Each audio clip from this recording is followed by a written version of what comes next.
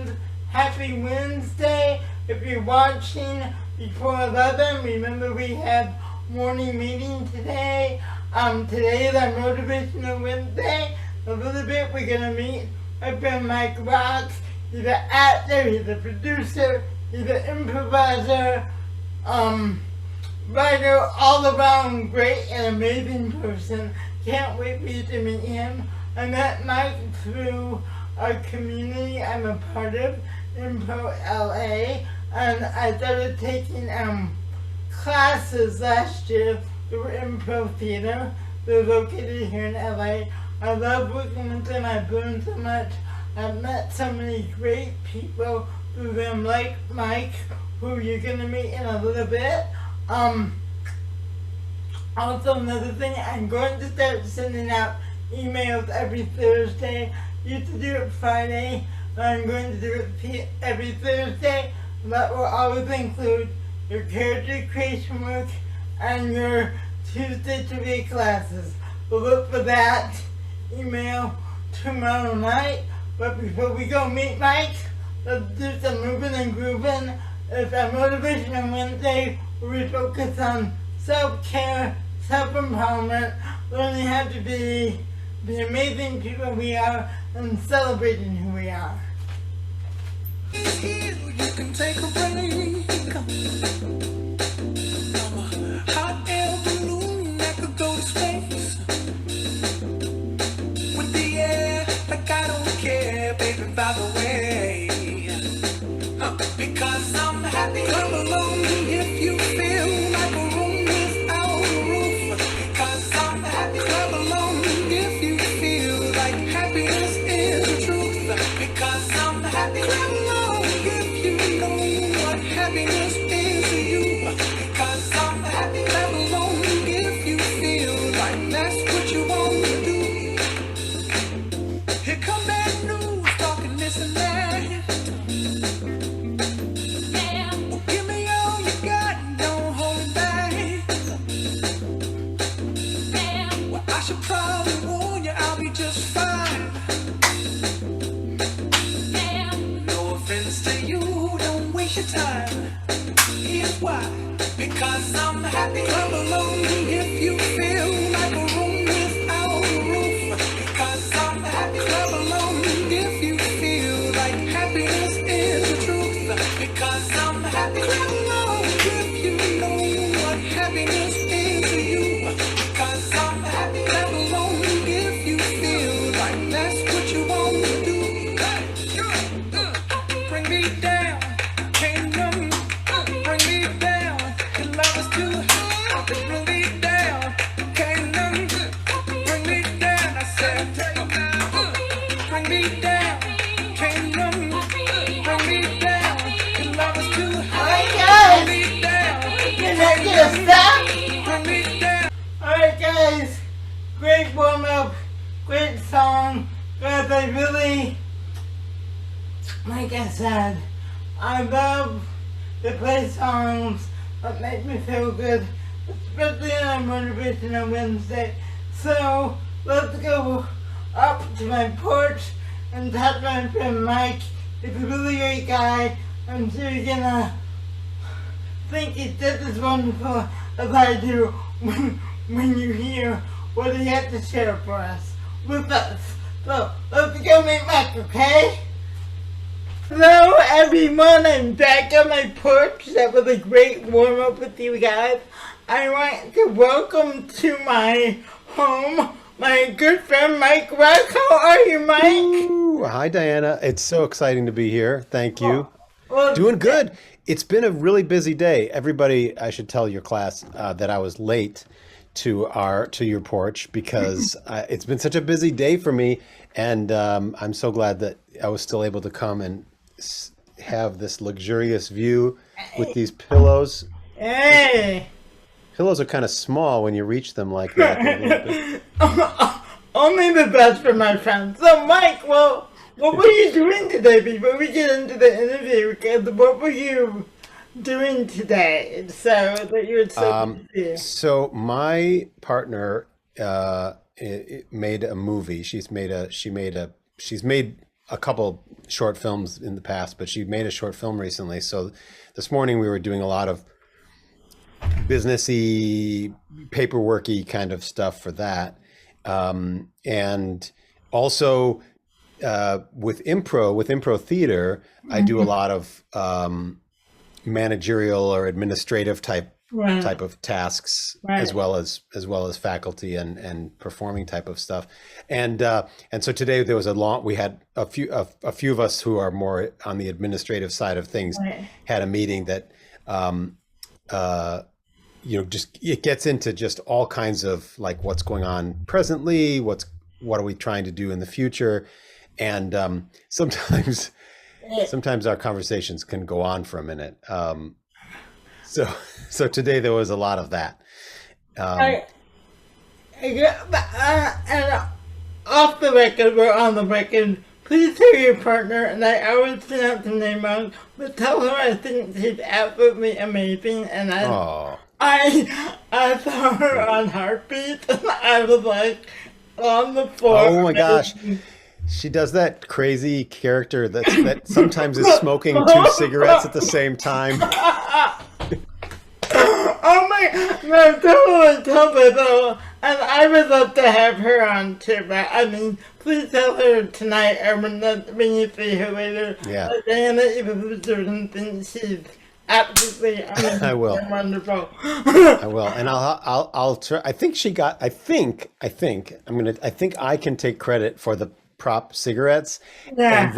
and then I have to give credit to Michelle Spears from Impro, who gave me those prop cigarettes from.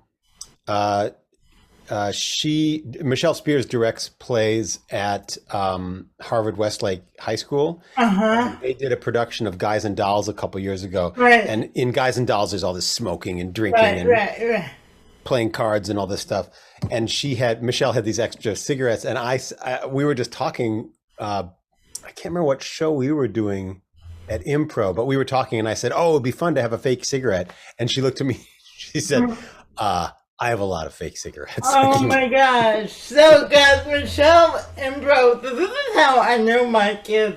Last year I started taking classes at this wonderful place called Impro, and I've had a lot of my friends from Impro that have conversations because I think they're so amazing, and Mike is one of those people. So Mike, I always like to start out with, how would you describe yourself? If you were giving me a 30-minute pitch about what you do, I'm on the elevator to talk about what you do. What would you say? First of all, long elevator ride. First of all, for anyone who might need it or want it, I'll give an audio description. And I'm gonna ask you to do that too. Yes, Diana Elizabeth Jordan is responsible for teaching me that doing audio descriptions before things is helpful, and I love it. I love doing it and having my guests do it on my thing. So I'm a Caucasian man of Irish descent. Irish heritage. I have salt and pepper hair, which is mostly salt. It's mostly gray right now, maybe because of the pandemic. And I'm wearing a dark blue button-down shirt with a burgundy-colored necktie, and the view on the screen is that I appear to be sitting on a beachfront deck with the ocean in the background and some nice outdoor furniture with pillows. In actuality, I'm in my apartment in Los Angeles. Yeah, and guys, you know, it's really funny. I'm glad you did that because I usually ask my guests to, because my guys know what I look like, so, you know, because they know me well. But I'm glad you did that because I was going to, and a reminder that sometimes I forget too. So thank you, Mike. You're welcome, Danny. I think you also wanted just a 30-second description of I did. A 30-minute would be lovely because I'm sure you could, but why don't we keep this one to 30 seconds, okay? You know, actors will talk for 30 minutes about themselves. Pontificate about yourself. No, yes, please give me your 30-second Mike Rock pitch. So I grew up in Wisconsin, in Madison, Wisconsin, and son of a doctor and a nurse. But my mother, who was a nurse, raised 7 children and segued into doing community theater. So I grew up as a actor, as a community theater actor. In college, I was pre-med. I wanted to be a doctor for a minute. I thought I was going to be a doctor, but I did some comedy acting, some improvisational acting, and then got hooked. And then that became my career. I moved to New York City with a group of people, and we did comedy in New York for several years. And then, but now it's almost been 14 years, I moved to Los Angeles to continue my acting and comedy career. So I have done some television shows. I've done a lot of live comedy theater, and our theater company, which is called Impro, IMPRO Theater Los Angeles, we do full-length, completely improvised plays. And we do those in some of the big theaters in Los Angeles, like the Pasadena Playhouse and the Broad Stage. And we do these plays in the styles of famous authors like Shakespeare and Jane Austen and that sort of thing. I also do voiceovers for television and film and commercials and that sort of thing. So that's sort of the encompassing of my world. What could you say in college was very specific because we started in pre-med, and I always love these questions. I always love what was the moment. Was there a particular moment? Because for some people it was like, yeah, I did this thing. Because going from pre-med to being an actor is like, what a pretty You're asking. what a bit of transition. So was there a particular, and also like you said, your dad was a doctor, so following, was there a moment where it was like, yeah, was it a series, or was there like a specific show or performance that made you say, yeah, this is what I want to do? It sounds like Diana is asking me what my fall from grace was. Oh, not, believe me, if I had to ask you that, I don't know if occupational therapy to theater, so you know. Yeah. Well, when I got to high school, I became very serious about academics, and I thought that high school meant, this is so funny to say this now, looking back, Right. when you're older, anyone who's younger out there, you start to look back at things that you thought and you realize, oh man, that was ridiculous. But when I got to high school, I thought, okay, you guys, this is serious. And I have to study really hard. And I did. And so I kind of abandoned my acting that I loved to do as a kid. I kind of abandoned it for a couple of years in high school. And then my senior year in high school, I did one musical. I did West Side Story. And when I did that, I thought, oh, wait a minute. I am an actor. That's what I want to do. And then somehow over the course of the summer after high school, that all went away. That thought of like, oh, I'm an actor. That's what I should do. That all went away. And I went back to feeling like I had to be serious. And that's when I decided, okay, I'm going to be pre-med, which means I'm going to take chemistry and physics and all the science classes and that sort of thing and prepare for medical school. But about 3 years into college, I suddenly saw that there was a play and they were having auditions.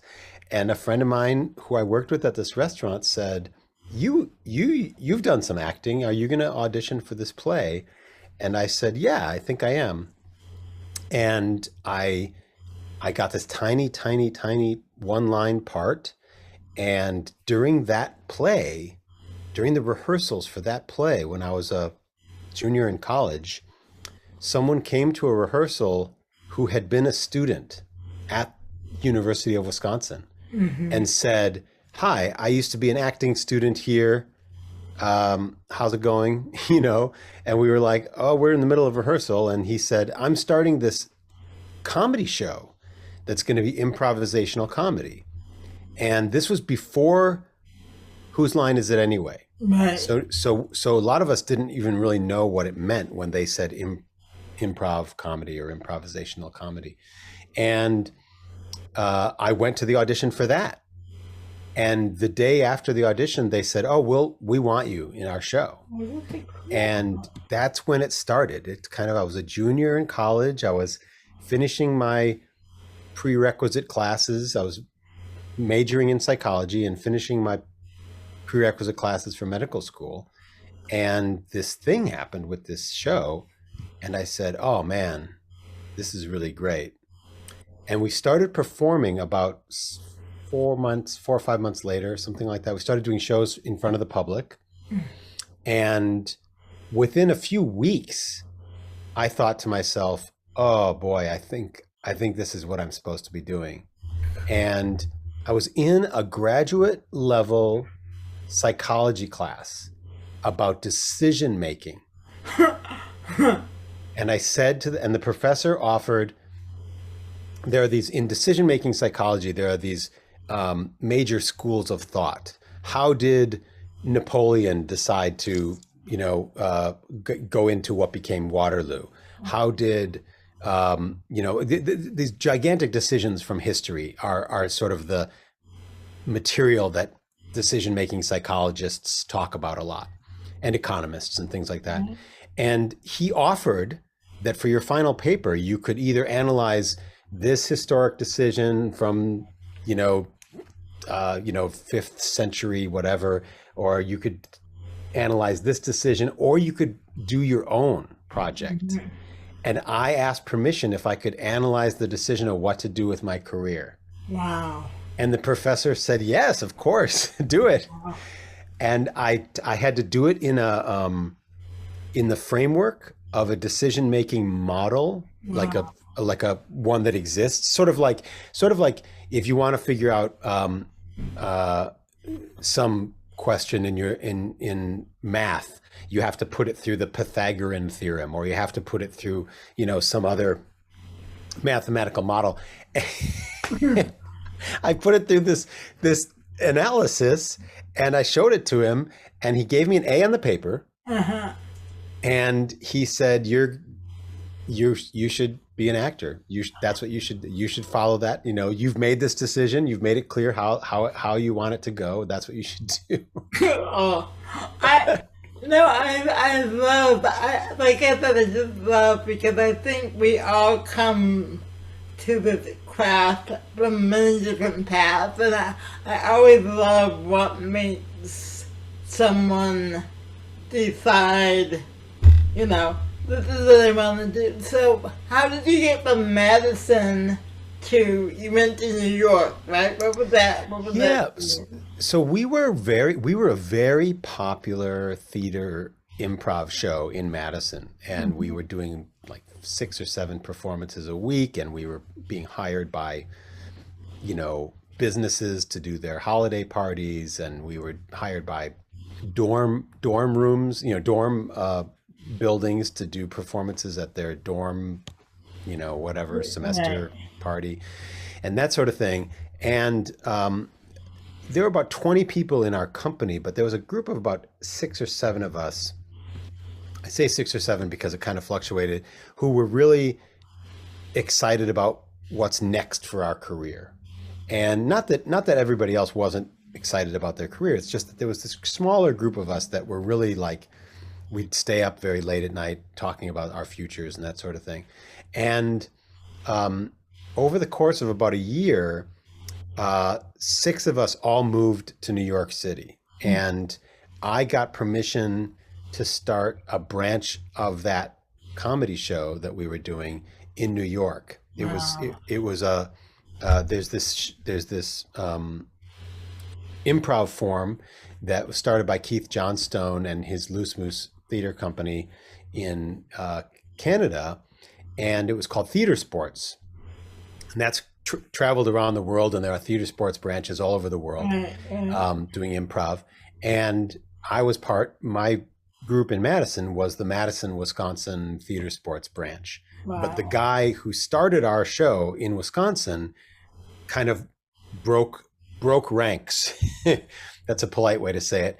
Broke ranks with Keith Johnstone, and he changed the name of his show, which was what I was doing. He changed it to this thing called Comedy Sports, and he made some minor changes to how the show goes Right. and made it into its own separate business. Now that's a bone of contention for decades with, the theater sports folks.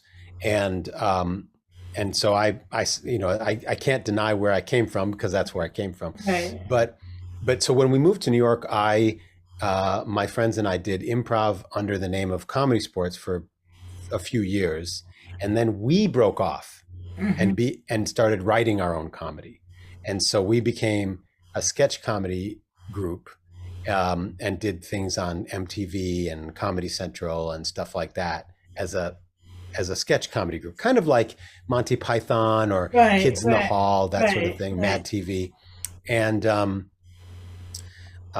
then we were loving it. We were having a great time, and we did like the Edinburgh Festival in Scotland and Montreal Just for Laughs Festival and all that sort of thing.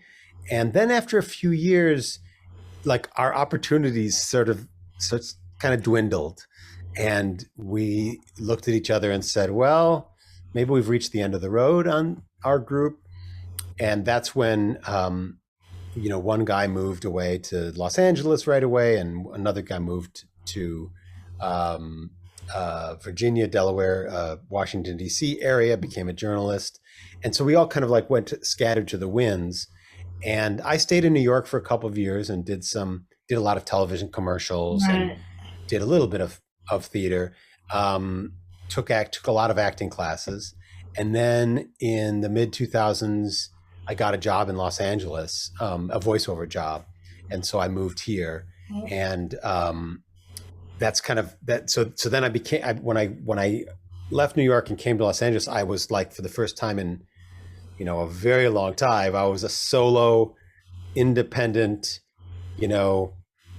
performer person. I was no longer associated with any sort of a group. Right.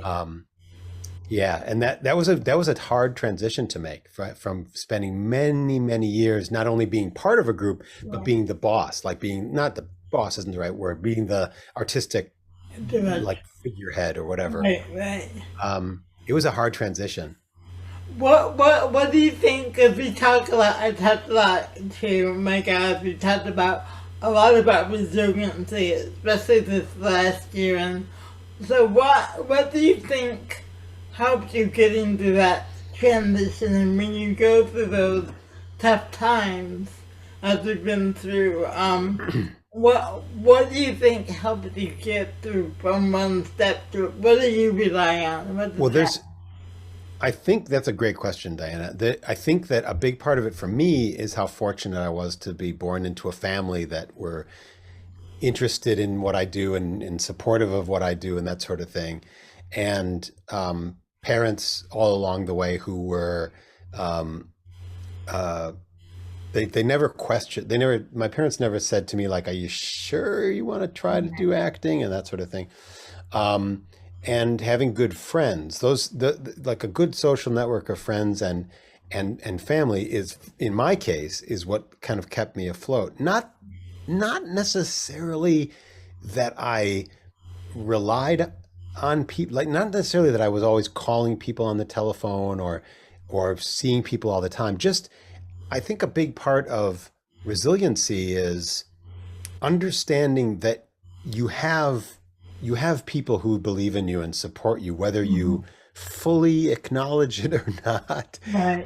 Most of us have almost depending on how much we're willing to lean on people, we have somebody, Right. Some people are blessed with many, many, many people who are actively involved in their life all the time, and they just know that they're there. Other people, it's further distant people. It's people who you don't necessarily realize that you can rely on them until you actually reach out. There's that old I can't remember if it's like a cartoon or if you would consider it a modern parable, but there's the man on the roof of his house. Water is coming into his house, and the water's coming in, and he climbs up to the second floor, and the water comes up to the second floor, and he climbs up to the roof, and he's on the roof, and somebody goes by in a boat, and says, "Hey, can we help?" And he says, "Like, no, no, no, God's going to help me." Right. And then a helicopter comes by and they say, can we help you?" And he says, "No, no, God's going to help me." And then finally, he meets God, and God says, "I sent you a boat and I sent you a helicopter." So I think resiliency has to do with our own personal acknowledgement that help is available. Right. And in my case, when I first came to LA, I had all these people who I knew, who I'd known for years, some a little bit and some pretty well, who were already here kind of doing their thing. And I was pretty reluctant to really reach out to people. And it really took some social events, like being invited by happenstance, being invited to a birthday party, or being invited to see somebody's show or something like that, and then running into people and thinking to myself, "Oh, I don't have to stay home and sit on the couch all the time. I know people here. I have people I can reach out to." And resiliency is it's really a dynamic system. It's not a certainly, I'm not taking away from the fact that some people build resiliency when they are isolated and alone and just have to look inward, and with prayer, with meditation, with exercise, all these other things. But I do believe that resiliency is a dynamic system where you look to what you have, what resources you have, inner resources and around you, and you allow yourself the humility to take steps to take care of yourself, the humility to go out and take a walk, the humility to open a window and breathe fresh air, the humility to eat healthful food, to call a friend, to email somebody, that sort of thing. It's very tough to acknowledge sometimes that we can't go it alone. I agree. I totally agree. And sometimes I think it's defining what alone means. I mean, I don't. And I think I realized a lot this year too. I may not have a romantic partner, but I'm not alone. I mean, I think those are people who have partners awesome, but I think there's a thing where if you don't, you're completely. And I think there's a difference between being alone and lonely and by myself. So I may not have that someone to come home to or here to say, "I love you, I have this great life." And I think that's part of recognizing resiliency too, is like recognizing your gifts that you do have, because I think people focus a lot, especially in this career, on what we don't have. I'm not on the series, I'm not this. So how do you define success? Because you've worked in TV, you've done a lot, you do a lot. You produced a show I was on that you weren't a part of, so you produced. So how do you find success? And it seems like you also support other people and they're manifesting what they want. So how do you find success, and why is it also important for you to create opportunities for other people? Because you created, inviting me to be on the sitcom, created a wonderful opportunity for me, which I thank you so much for. So how do you find that? How do you define success, and what is your goal in opening that up for other people through teaching, producing, and the other things that you do? I think that's a great question. And by the way, thank you for doing 90. We had these two shows for your students to understand. We had these two shows on the Impro Theater online streaming channel that were co-directed by Tatiana Godfrey and Marianne Sufu. And one on Friday nights it was 90s sitcom, which was ridiculous and hilarious. And on Saturdays it was Black Magic School. So it was sort of like Harry Potter. It was like um, Tatiana and Marianne described it as an the all black Harry Potter. 800% people. Oh my gosh, those were so fun, and I assume that Marianne and Tati will want to bring those back someday, but we're on hiatus right now with those. Anyway, thank you for doing it, Diana. Oh, it was so much fun. You were this authority figure in, I can't remember which performance it was, but you were this like person. Were you like sort of like a counselor or a therapist? Yeah, there was one more. It's funny when I do improv, it goes, I remember, and then I totally forget it because I'm like in the moment. Yeah. I think I did do a couple calls. I think I love to do that type of authority characters because I have so much issues with conflict in my real life. It's so much easier to do. Yes, you're not alone in that. Yeah, so Diana was like bridging the gap, like trying to negotiate between two different, trying to like play both sides of this argument and trying to keep people happy. It was really wonderful. Anyway, but that wasn't your question. I think success is finding a sense of fulfillment in doing something that you enjoy doing. So, I enjoy eating tacos, but eating tacos is not going to pay the bills, Right. and it gives me nourishment and it gives me a sense of fullness, Right. but it doesn't give me fulfillment. Right. Finding a sense of fulfillment and in doing something that you love, for me, means if I love the sense of satisfaction of watching a brand new Toyota Prius come off the assembly line, Right. and I was the person who put in the instrument panel or something like that, and I enjoy the challenge of each different car comes down the assembly line and I put in the instrument panel, and if I enjoy doing that work and I'm paid and I like the people that are around me in the factory, and I have a sense of pride when the new Toyota Prius comes off the assembly line, then for me, that is success. Right. If I am an actor and I, audition a lot, but I really don't feel good about auditioning, or if I get the occasional job on television or the occasional job on film or something, and I sort of do it, but I want a bigger job. I want to be, if I sort of do it in a grumpy way, because then I'm not getting fulfillment.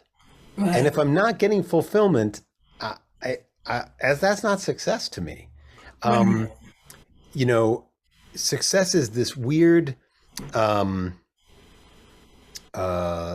it's sort of like an amorphous blob in a lot of ways, because we all know examples. I assume many of us know examples of people who quote unquote appear to have everything. Oh, great. Right. People who are wealthy, or have a big house, or have a big family, or have they own a business or something like that. We all have examples of these people who are not happy. So they are not feeling fulfilled. So therefore, they do not meet my standard of success, right? Mm-hmm. For me, I think that you can have a sense of fulfillment parallel with ambition, parallel with vision, parallel with being goal directed. You can say to yourself, I'm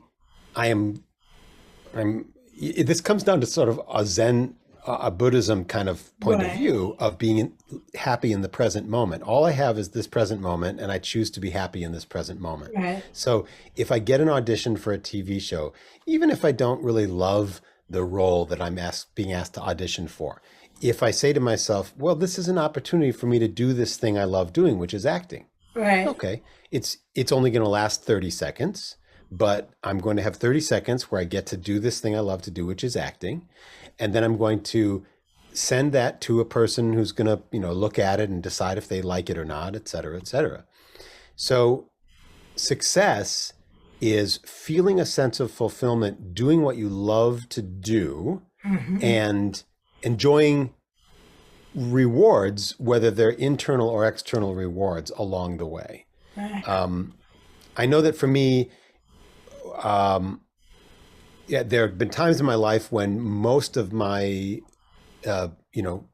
income, most of my rent was being paid, most of my, all my expenses were being taken care of by the job that I had at that moment. So there were times in my life when I can say absolutely 100% I am a working actor or a working artist, making a living, making a sustainable living doing what I love to do. And then there have been times in my life when I haven't been working very much and I haven't been making money doing what I love to do. That doesn't mean that I'm not successful. It simply means that at that present moment, the business balance sheet wasn't sort of in favor of my art supporting my sustaining myself. Right. So that's why I kind of make that distinction, because the raw fact is, you can be, there's only so much room for people who you recognize, as a movie star or a TV star or something like that. There's only really so much room for that kind of success. So for creative people, actors, writers, directors, producers, artists, dancers, musicians, singers, etc. For creative people, we all have to have if we're smart, we have to have a realistic understanding of this definition of success. And if your definition of success is not in hand with your sense of self-fulfillment, self-worth, then you need to re-examine your definition of success. Because if your definition of success is money, and then you get the money, and then you don't feel fulfillment, are you successful?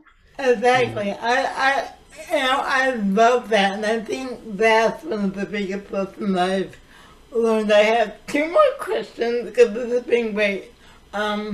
One, what is the biggest lesson you've learned this past year about yourself? That I can't do it alone. Okay, cool. I love that. Okay, so I'm going to end and then we'll go to your favorite blackout song. I love to pick a word from my jar of words here. And I love you people because every other Wednesday we do a lot of motivational phrases. So I'm going to pick a word and let you just say what you feel about that word. Kind of like a little quote from Mike Rock. So let me get my jar of words here. There's a jar of words. You guys. I have a jar of words. Very expensive piece of paper here too. I go all out for my jar of words. Let me see. Alright, enjoyment.